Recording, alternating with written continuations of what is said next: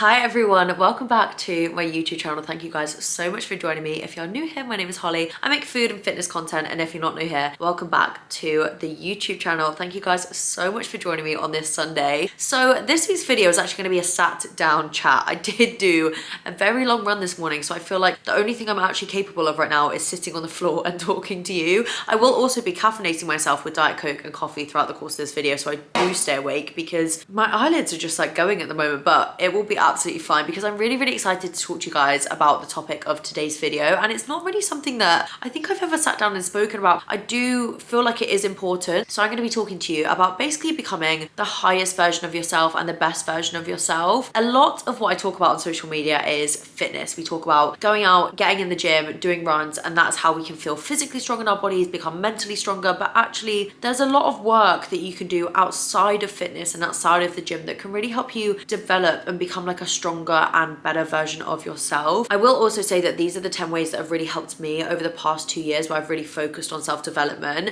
That doesn't necessarily mean that you can copy this exact blueprint and it's going to work for you. It's self-development, so it's based on you as a person, and we're obviously different people, so it doesn't mean that all of these are going to be ideal for you, but hopefully you can take a few of them and mold them into your lifestyle. Because if I want anything from this YouTube channel, is for me and you guys to also be able to be the best version of yourself, and a lot of that does come from self-development. And I definitely feel like, as well as a fitness journey, I've really, I wouldn't say changed, but I'd say developed as a person over the past 2 years. I've gained a lot of perspective through a lot of these methods and just implemented a lot of different things in my life that really like genuinely helped me show up for myself like every single day. And in turn, I feel like I've become a better version of myself. I'm definitely not the best version, and I'm definitely not anywhere near my highest potential because this is a lengthy journey. Like, this isn't an overnight fix. I feel like truly there is no end to self-development. I feel like we can keep developing and growing as people literally until the day we die, but this is just some ways that I feel like have got me to where I am now, and I feel like I'm in a really good place in my life. So I'm going to stop waffling now. I'm going to crack into the first of 10 ways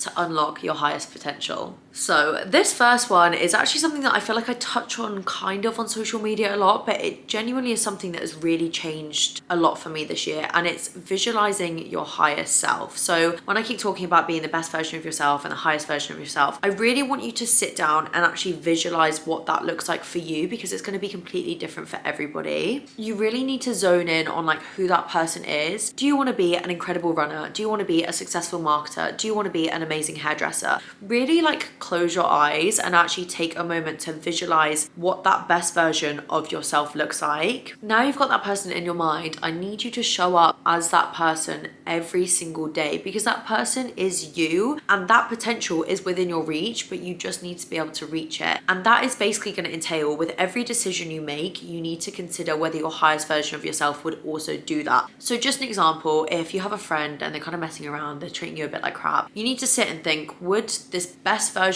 of me actually put up with that kind of behavior? And the answer is probably no, because they're a super strong person, they don't take disrespect, so why are you allowing that? I hope that makes sense. I know that might sound a little airy-fairy or wishy-washy or a bit strange, but visualizing has been something that's really helped me this year, especially with motivation. If I have a day where I'm not feeling motivated, I sit and I visualize my higher self and I think, okay, this isn't actually about me, it's about showing up for her, because I cannot become her if I do not put the work in now. So it's basically putting in the groundwork to become that person. And number 2, this one is going to be no shock to anyone, and it is running. I truly feel like running has allowed me to become a better version of myself, and I'm going to talk about a few reasons why, because it's nothing to do with anything physical at all, which I feel like some people might think it is. It's actually all to do with the mental side effects of running. Throughout the course of my running journey over the past like year and a half, my confidence has increased massively, because there was once a point where I didn't even think I was capable of running an unbroken 5k, and here I am sat after running 32 kilometers this morning. That's because throughout that journey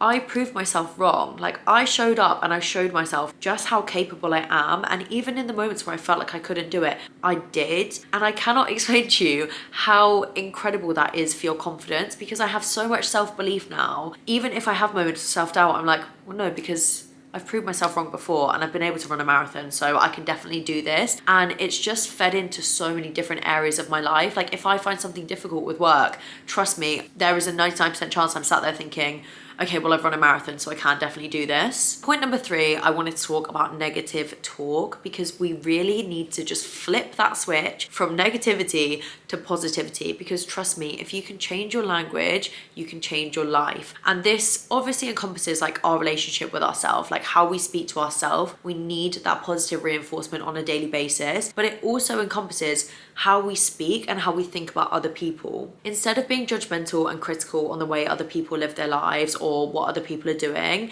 it's really important to actually try to understand like why they are doing that and why they are the way they are. And a good example of this is people being negative on social media. And when I first started with my social media page, a lot of the time if somebody would leave a negative comment, it would make me really angry. Like I would be angry for the whole day, I would be brewing over it, I wouldn't stop thinking about it, and it would just drive me a bit insane, and I would feel the need to like retaliate or react to them. However, over the past year or over the past 2 years, I've actually kind of switched the way I think about it, and it's so much nicer for you and your brain if you can react positively or empathetically to somebody being angry. And the way I kind of do this is actually I just choose to try to be understanding. So if somebody's being negative towards me, instead of reacting back with negativity, because all that is doing is making me negative, like that's not really affecting them because they're already negative, instead actually just try to maybe understand why they are being negative. And a lot of the time on social media, if somebody leaves a negative comment, for me, like I don't sit there and think, oh my god, why are you saying that? I just think it sucks that you feel that negatively inside to write something like that and to be that mean. But also maybe you've had a really bad day, maybe you've had a really bad year,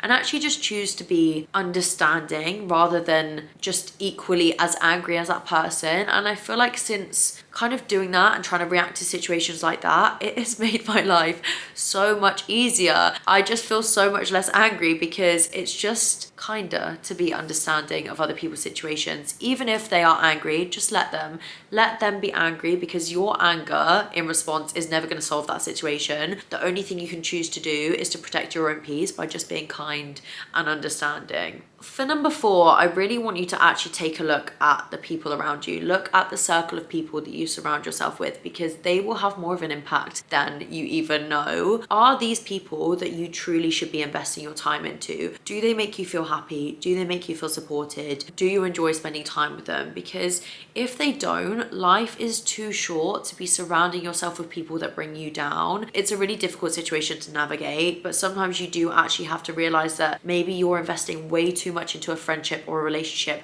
than you're receiving. And like I just said, life is too short to be wasting your energy on these people. Distance is so much better than disrespect. I promise you, if you can surround yourself with good people that genuinely make you feel loved and understood and supported, your life will feel so much lighter and so much better. And lucky number 5 is journaling. I have started journaling probably over the past year, and it wasn't ever really something that I got into. Number 1, I feel like journaling sometimes can seem really high maintenance, and I'm not telling you need to pick up that book and write in it every single day, because I definitely don't even do that. I probably write in my journal once or twice a week when I feel like I need to, and journaling just has so many benefits. It is literally another form of free therapy. One of the main reasons I think that is because I feel like the reflection work that you can do throughout journaling is really important. I almost sometimes think of it as like doing a work appraisal on myself. Like I'll literally sit down and be like, right, what am I doing at the moment that's genuinely making me feel happy and that I feel good about? And what am I doing that maybe isn't so good that I can improve on? But also, what do I want to be doing that I'm not doing? And just kind of sitting down with those journal prompts and actually writing them out can really make you almost think about things that maybe you might not do day to day, because there's a lot of distractions going around. So actually sitting down and really focusing and writing everything down on a piece of paper for like 10 to 20 minutes once a week can be so beneficial. I also think journals are a really good way to maybe have conversations that you don't feel capable of. I talk about this a lot, but I find it really hard to have like confrontation because I am a little bit of a people pleaser sometimes. So sometimes if I don't feel comfortable having those conversations, I'll actually just choose to sit and have the conversation in my journal and kind of express all my emotion that way, because there is actually something about putting that pen on that paper that just makes you feel so relaxed afterwards, because it is just such a good way of like expressing all the emotion without actually having to have the conflict alongside it. Number 6 is probably something that you see all the wellness girlies talking about, but that is your morning routine. And there is a reason that we all talk about it, because your morning is how you start and ground yourself for the day. It is key to having a good day. If your morning is chaotic, your day is probably also going to be chaotic. If your morning is nice and calm, the likelihood is that you're going to go into your day feeling so much better because you're going to feel like you're almost like one step ahead rather than one step behind. I would just aim to make your morning as seamless as possible. I know that some of you probably wake up straight away and head straight off to work, so maybe the evening before, just pre-prep your breakfast. Overnight oats are amazing for this. Maybe lay your work clothes out. So all you have to do in the morning is that you wake up and not think and just put everything on, eat your pre-made breakfast and then head off to work. And I feel like just maybe taking like 5-10 minutes the evening before to do that and to really set up your morning will be so helpful. I also think it's nice if you have like 2 or 3 minutes to do something for yourself in the morning, and that can literally be making yourself a really nice iced coffee. I'm sure you guys see in all of my morning kind of like check-in photos on my stories, I always have an iced coffee in my hand because that's kind of my favorite way to start my day. Like I just love waking up, going over to my coffee machine and making myself a nice iced coffee. And it's just a way of kind of starting your day by saying like, okay, like I'm looking after myself today, like I'm showing up for myself. The next one, and I've tried to make these as unmaterialistic or product based as possible because the truth is that self-development comes from like work within and you can't really use external things to help that. However, self-help books are one of my favorite things that I've started to read over the past 2 years, and this is just a small handful of the ones that I have. The main reason I love them so much is because I feel like they give you so much perspective on situations. We as humans can be a bit narrow-minded, like we have been raised a certain way to think a certain way, and it can be hard to kind of see other points of view. However, self-help books will often give you such a well-rounded view of a situation that can really help you develop as a person. I'm going to talk about The Secret because this was actually the first self-help book that I ever bought, and I know different people have different opinions on it, but I will say that this book changed my life. And maybe that sounds silly, but I do genuinely feel like reading this book changed so much for me. I read that book before even starting my Instagram page. I want to look back at the past 2 years and my journey over Instagram and all of that and kind of my mindset throughout those things. The Secret and kind of the mindset tips that this taught me really fed into all of that. And I'm not going to say it's magic, but I do feel like it is slightly magic. So if you haven't already bought one and you do want one to kind of like start with, I would say The Secret is a really amazing one. And then the second one that I would recommend is 101 Essays That Would Change the Way You Think. I have spoken about this a lot and I used it a lot throughout my breakup, and I still read it every single day, and this is just an amazing one for perspective. And I feel like the more perspectives you can have, the better you can approach situations because you're just going to have a more well-rounded view of everything. Also, sitting and reading a book takes time away from scrolling through Instagram or TikTok or anything like that. And I know that probably sounds contradictory because like that is my job, but it can become so consuming. Like social media is so consuming. And you know what? The other night I've actually started to build in reading into my nighttime again. And it's actually so nice to read and have that be the final thing I do in my day as opposed to scrolling through TikTok for like 2 hours, which is genuinely what I do sometimes. Number 8 is actually another mindset shift that I've tried to apply to situations over the past 2 years, and that's actually applying the view of what did this teach me to every situation, because sometimes life just hands you a plate of shit and it happens. Everybody goes through it. Everybody goes through high points and low points, and it's actually how we manage those low points and how we come out the other side of them that really helps us develop as a person. So a good example of this is a breakup. If you come out the other side of a breakup, it can really feel like your world has just been completely torn apart and is completely ending. And once you've kind of processed it, because this definitely isn't something you want to think about initially, but once you have kind of had that period of grieving the relationship and you feel like you're coming to the end of that sadness period, you can really look back on it and think, okay, like what has this actually taught me? Because if we can understand and learn from situations and take lessons from them, it then allows us to develop as people, and the next time those situations arise, we will be able to deal with them because we've learned from them previously. And like I said, a really good example of this is a breakup. If you've broken up with somebody that is maybe not a very nice person, what it's taught you is how to, number one, identify those people, and number two, how to stand up to those people so those situations will never ever arise. So as awful as it is at the time, sometimes it is good to look at things as actually like, okay, this is a teaching moment and it feels really crap, but this is a teaching moment and I can actually learn something from this and I can use it as opposed to focusing on all the negatives it has brought. Number 9 is a big one that people talk about a lot on social media, but I really want you to try and stop comparing yourself to other people. And this is not going to be a linear journey. I go through such bad periods of comparison where I'll just sit and scroll on social media and I'll compare myself to literally every single person on my feed, and it's so toxic and it's so negative, and it just makes you feel really drained and really sad. But you really need to understand that this best version of yourself is not going to look like the best version of someone else. You are completely unique. Your journey through life is completely unique and is not going to look like anyone else's. So to sit and compare against somebody else's is literally like comparing a light bulb to a teapot. I don't know why those are the two things that popped into my head, but it literally is like comparing two things that are uncomparable, because you are you and they are them.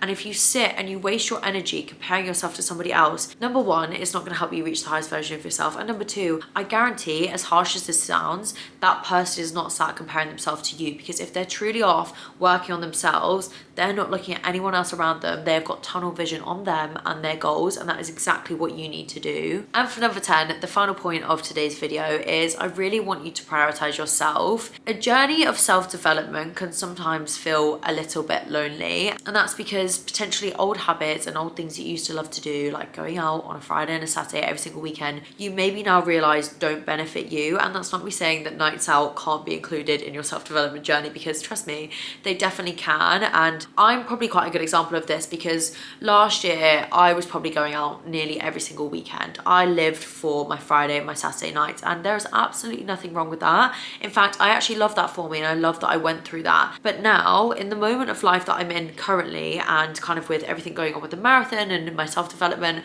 I actually really realized that going out every single weekend isn't good for me, and it doesn't actually make me feel good. And it doesn't actually make me feel good because personally I have 5-day hangovers, and I sit in this horrible cycle of like anxiety, and then the weekend rolls around again and I've just started to feel better, but then I go out again and I start the cycle all over again, and it's just not, it's not good for me. It's not good for my brain, and it's something that I've really kind of realized over the past few months. So this is a very new kind of revelation for me. But in order to kind of realize that and actually stop that cycle, I've had to prioritize myself, and I've had to say no to things. I've had to set boundaries and be like, do you know what? No, actually I'm not going to go to this event, or no, I'm not going to go on this night out, because for me that just doesn't work for me. And some people don't get it, and that kind of sucks, but it's also fine, because you have to be understanding. You have to realize that maybe they're not in that place yet, and they're not kind of ready to let go of that part of their life, so they can go off and they can do that. They just have to do it potentially without you, and other people will really support it and will really understand it, which is where I say kind of like look at your circle, look at the way people react to kind of like your life choices,